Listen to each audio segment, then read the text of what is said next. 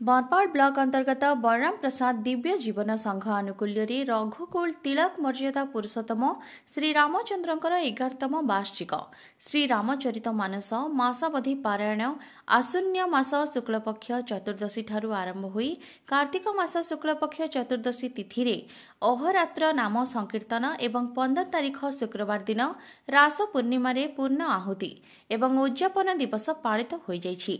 एही कार्यक्रमटी कार्तिक मास सारा महा आडंबर रे पालन करी शुक्रवार दिन पूर्ण आहुति करी उद्यापन करिसेंती। एही रामचरित मानस आध्यात्मिक कार्यक्रम रे दूर दूरांतरु भक्त माने जोग देथिले। पूर्ण आहुति करी हजार हजार भक्त मेଳରେ उद्यापन करिसेंती।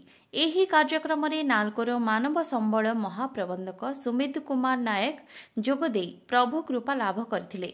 एही कार्यक्रम को आयोजन करिथिबा भक्त मानकु प्रशंसा करिबा सह कहिथिले आपण माने प्रभु मर्यादा पुरुषोत्तम श्री रामचंद्रंकर मासावधि पारायण ओ प्रवचन करुछंती, तेणु आखपाख अंचलरू एते भक्तंक समागम ओ प्रभु कृपा लाभ करी जीवन को चरितार्थ करुछंती।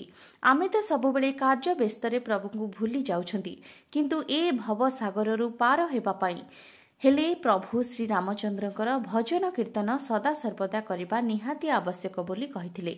बरपाड़ Jagannath Behera report T news Odisha.